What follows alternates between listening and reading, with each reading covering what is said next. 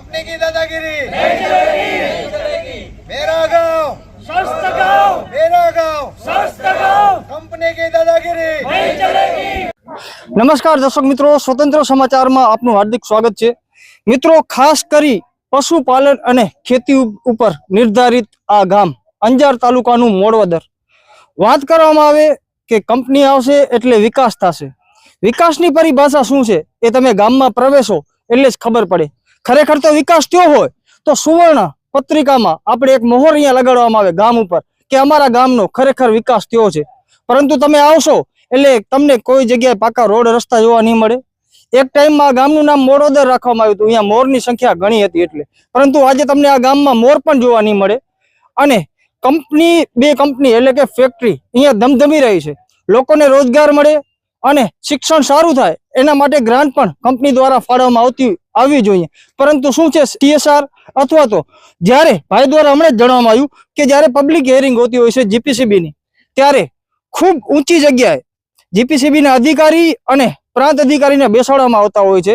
એક એને સ્થાન આપવામાં આવતું હોય છે કે જે એની ગાઈડલાઈન હોય, જેના ક્રાઇટેરિયા હોય એ નક્કી કરવામાં આવતા હોય છે કે ગંદુ પાણી કે એવી કોઈ પણ પ્રદૂષણ કે કોઈ જાતનું ના કરી શકે એના માટે। પરંતુ પછી એ બધા નિયમોના ધજાગરા ઉડાડી ગોળીને પી જવામાં આવતા હોય છે। એવી જ રીતે તમે પાછળ જોઈ શકો છો, ખૂબ જૂનું તળાવ છે। આ કંપનીના કોઈ જાગીરમાં નથી મળેલું આ તળાવ, કે કંપનીએ એના બાપદાદાએ નથી ખોલેલું એના આ તળાવ।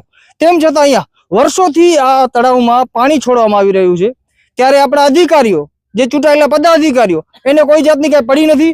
વાત કરશું ગામના અગ્રણી છે, કેટલા ટાઈમથી પાણી છોડવામાં આવી રહ્યું છે અને શું શું તકલીફ થઈ રહી છે? સાહેબ, જીપીસીબી ને આજથી 3 વર્ષ પહેલા પણ એક આ અપીલ કરવામાં આવી હતી અને ટેસ્ટ કેન્દ્ર લેવલે ગાંધીનગર સુધી આના સેમ્પલ ગયા હતા, પણ એનો નિકાલ અત્યાર સુધી જ્યારે એ પ્રશ્નનો હલ ન થયો ત્યારે આ દશા અમારા ગામના તળાવની પાછી થઈ છે અને આ જીવ હત્યા થઈ છે। જી, કેટલી માછલી સમાચાર મળ્યા, માછલી મળી? સાહેબ, હજારોની સંખ્યાની અંદર આવા જીવ હત્યા થઈ છે। એ પણ જીવ છે દુનિયાની અંદર રહેલો, તો એની હજારોની સંખ્યામાં જો આવી જીવ હત્યા થઈ છે એને પણ જો આ તત્પર છે નહીં, ચેક નહીં કરે, વહીવટી તંત્ર ખરેખર તો ક્યાંક ખોખલું છે એ દેખાય છે। નહીતર 3 વર્ષ પહેલાના પણ પુખ્તા સબૂત છે કે મોડવદર ગામના તળાવના સેમ્પલ લેવામાં આવ્યા હતા, એનો પણ હજી સુધી નિકાલ નથી આવ્યો। અને આજ એ જગ્યાએ જઈને આ તળાવ ઊભું છે કે આ તળાવમાં વરસાદની અતિવૃષ્ટિ થાય કુદરતી, અને જો આ તળાવનું પાણી બહાર જાય તો શાયદ જાનહાનિ પણ આ કેમિકલ દ્વારા થાય, જેની સાબુતી છે કે જો મછલીઓ મરી શકે તો માણસ પણ મરી શકે। અને અચ્છા, આ કંપનીના પ્રદૂષણ દ્વારા કોઈ માણસો શ્વાસ લેવામાં, અને નજદીકમાં જ પણ એક સ્કૂલ અને મંદિર છે, સવારે નથી કોઈ દર્શન કરી શકતું। અને આજના દિવસમાં અમે પત્ર વ્યવહાર અને ન્યૂઝ દ્વારા અમે જાણ કરવામાં આવી છે કે અમારી સ્કૂલ આટલા 2-3 દિવસથી જે બંધ પણ છે, આગળ પણ જો આ તકલીફ રહેશે તો સ્કૂલ બંધ રહેશે, એની પણ જવાબદારી વહીવટી તંત્રની રહેશે, કારણ કે એક વિદ્યાર્થીઓનું ભવિષ્ય પણ આની અંદર ખોરવાઈ રહ્યું છે, એને પણ વહીવટી તંત્રને જોવું પડશે। જી મિત્રો, જે આપણે કહેવાય કે છોકરાઓના અત્યારે ભવિષ્ય સાથે ચેડા કરવામાં આવી રહ્યા છે, એ પણ કંપનીના કારણે। કારણ કે અનેક સંખ્યામાં અહીંયા માછલી મરી ગઈ હતી, નીલગાય મરી ગઈ હતી, એવા પણ સમાચાર છે। અને ખેડૂતો ખેતી કરે છે પણ પાક નથી લઈ શકતા, એવી પરિસ્થિતિ આ ગામની થઈ ગઈ છે। ક્યાંક વિકાસ કરવો જોઈએ એની જગ્યાએ અત્યારે વિનાશ થઈ રહ્યો છે। સમાચાર એવા મળ્યા હતા કે ખેડૂતો પાક પણ નથી લઈ શકતા, શું કહેશો? પણ સાહેબ, ખેડૂતો આમાંથી ક્યાંથી પાક લેશે? તમે જોઈ શકો છો કે જો માછલીઓ મરી જાય તો આની અંદર અમારા માલ ઢોર પાણી નથી પી શકતા, તો અમે પાકને પાણી કઈ રીતે પીવડાવ? એ પાક તો અનાજ તો માણસોને ખાવાનો છે ને, તો એની અંદર પાછી એ બીમારીઓ માણસો સુધી જો આનાથી જવાની છે, આને આ પાણી દ્વારા, તો કઈ રીતે પાક લેવો આમાંથી? બહેનો છે તેમનાથી વાત કરશું। ખાસ કરી બાળકો સ્કૂલ પણ નથી જઈ શકતા, તમે દર્શન નથી કરી શકતા, આવી પરિસ્થિતિ થઈ ગઈ। 2-3 વખત સેમ્પલ લઈ ગયા, શું કારણથી કોઈ ધ્યાન નથી દેતું? આ તો ખરેખર પહેલી વસ્તુ કે કાં તો ક્યાંક ને ક્યાંક અમારા ગામની અંદર એ નબળાઈ દેખે છે, અને કાં તો તંત્ર નબળું છે, ખોખલું છે, અને કાં તો કંપની વાળાએ એવું નક્કી કરી લીધું છે કે ગમે તે કરે અમારે આ પાણી છોડવું, અને અમને કોઈ વ્યક્તિનો કોઈ પણ ઉપર લેવલે એને ક્યાંય ને ક્યાંય સાથ મળતો હશે। મારે કહેવાનું એક જ છે કે ત્રિકમભાઈ સાંગા સાહેબને કહી હવે સાબદા થાય, અમારા ગામનો કાંઈક આવી અને જોવે। હવે હાલત બહુ ખરાબ છે, અને આ વસ્તુનો નિર્ણય નહીં આવે તો પહેલે તો આરોગ્ય ખાતું કેટલાકની વ્યવસ્થા કરશે। અમારું ગામ બધું બીમાર પડવાની હાલતમાં છે। બીજી વસ્તુ, અમારું શિક્ષણ બહુ અત્યારે સ્થિતિ બહુ ખરાબ છે। અમારા જેટલા બાળકો છે એટલે અમે ઘરે મૂકી દીધા છે। જ્યાં સુધી આનો નિર્ણય ના આવે ત્યાં સુધી સ્કૂલ પણ બંધ રહેશે। અને હવે અમે કઈ અને બહુ આ 4-5 દિવસથી કોઈ અધિકારી અમને સાંભળે છે પણ એનું કઈ ચાલતું નથી, આગળ લેવલે જે હોય તે। પણ હવે અમારું કહેવાનું કે અમારા ગામને સ્થળાંતર કરી ખાવા પીવા રહેવાની વ્યવસ્થા કરે। તમે છેલ્લે આમ ક્યારે આવ્યા હતા તળાવમાં અહીંયા? અમે તળાવમાં 4 દીથી સતત ને સતત ખાતા નથી પીતા નથી. આમ તો અગાઉ તો 5-7 વર્ષનો મામલો જ છે જ. જી, તમે ક્યારેક અહીંયા કપડાં પણ ધોયેલા હશે? અમે કપડા ધોવા આવી, અમારું 100 વર્ષનું ડોસું અહીંયા ભાગશાળી થાય તો અમે નાહીએ, અને અમારે મજબૂરી અને પાણી ના આવે તો કપડાં ધોઈએ, અમારે ગાયું પાણી પીવે, અમારું ભેંસું હોય.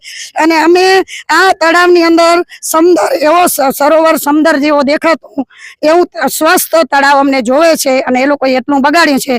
હવે આના માટે ભાગીદાર કોણ, સરકાર કે કંપની?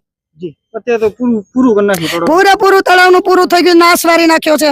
હવે આનો કઈ રીતે તંત્ર અમને કઈ દાદ દેતું નથી, અને તંત્ર દાદ કેમ નથી દેતું એ અમને પણ ખબર નથી, ગ્રામજનોને ખબર નથી. એ પણ વિચારમાં પડ્યું છે કે આટલું કરતા જો તંત્ર દાદ ન દેતું હોય તો હવે અમે શું આંદોલન ઉપર ઉતરીએ કે અમારે ભૂખ હડતાળ ઉપર ઉતરવું? નહીતર પછી હવે અમે બીજું કઈ ન કરીએ, તાલુકા કચેરી મામલતદાર કચેરીમાં જઈને મારો ગામ ત્યાં બેસી જશે અને ઉપવાસ ઉપર ઉતરશે. મિત્રો, આ જોઈ શકો છો જુનવાણી તળાવ છે, વર્ષો જૂનું તળાવ છે, એનો અત્યારે સત્યાનાશ કરી દેવામાં આવ્યું છે. કારણ કે બેન દ્વારા જણાવવામાં આવ્યું કે અહીંયા તળાવમાં કપડાં પણ ધોતા આવતા, અને ક્યારેક કોઈ અહીંયા 100 વર્ષ થાય કોઈને એટલે નાવા પણ આવતા, પરંતુ અત્યારે અહીંયા ઉતરી પણ નથી શકતા. ગામના જાગૃત વ્યક્તિ છે, વાત કરશું. શું નામ છે આપનું? મારું નામ ભરતભાઈ છે. જી સાહેબ, આ પ્રશ્ન બાબતે અમે લગભગ કોઈ એવી કચેરી, કચ્છ જિલ્લાની કોઈ એવી કચેરી બાકી નથી રાખી જેમાં અમે રજૂઆત ના કરી હોય. મૌખિક અને લેખિત રજૂઆત કરવા છતાં પણ અધિકારીઓ દ્વારા ખાલી અમને આશ્વાસન જ આપવામાં આવે છે કે અમે કાર્ય કરશું. 2 ગાડી મૂકી એટલે એ કાર્ય કરવું નથી, પણ બતાવું કે અમે કાર્ય કર્યું એ ટાઈપનું બતાવવામાં આવે છે. 2 ગાડીથી આ તળાવ ખાલી થવાનું નથી, અને જ્યાં સુધી તળાવ ખાલી નહીં થાય ત્યાં સુધી બાળકો શાળામાં પણ આવી શકવાના નથી બદબૂના કારણે. અને એને કોઈ પણ રોગ લાગશે તો જવાબદારી કોણ લેશે? તંત્ર તો જવાબદારી લેતું નથી, કારણ કે તંત્રએ જવાબદારી લીધી હોય તો પાણી આવ્યું જ ન હોય. તંત્ર કોઈ પણ રીતે આ પાણીનો, ગામના તળાવના પાણીનો નિકાલ કરે, એ ક્યાં નાખે, શું કરે, એ તંત્રની જવાબદારી છે. ગામ લોકોને ગામના તળાવનું પાણી સાફ સુથરું જોઈએ. અને પાછળ જે ભૂતકાળમાં જેવી રીતના અહીંયા મોર, પક્ષીઓ અને જીવસૃષ્ટિ સમગ્ર જેવી રીતના જીવતી હતી એવી રીતનું આપણે આ તળાવ કરીને બતાવે એવી અમારી માગણી છે. જી, આભાર. તો મિત્રો, આ હતી સમગ્ર ઘટના, અને તમે તળાવ પણ જોઈ શકો છો અત્યારે કેવી પરિસ્થિતિ વચ્ચે છે. અત્યારે હાલનો સમય એવો છે કે બેન દ્વારા જણાવવામાં આવ્યું કે આપણા MLA સાહેબ છે ત્રિકમભાઈ છાંગા, એ આ બાબત ઉપર ધ્યાન દોરે. વહીવટી તંત્રના અધિકારીઓ છે ખાયકી કર્યા વગર પોતાની જે જવાબદારી છે એ સ્વતંત્રપણે એ નિભાવે, એવી અત્યારે અહીંયાના લોકોની માંગ ઉઠી રહી છે. બાકી આ બધા વિષયને લઈ અને કંપની દ્વારા જે અવારનવાર પાણી છોડવામાં આવી રહ્યું છે કેમિકલ યુક્ત, એને લઈ તમે શું કહી રહ્યા છો કમેન્ટ દ્વારા જરૂરથી જણાવજો. જગદીશ દાફડા સાથે નીરવ ગોસ્વામી, સ્વતંત્ર સમાચાર, મોડવદર, અંજાર, કચ્છ.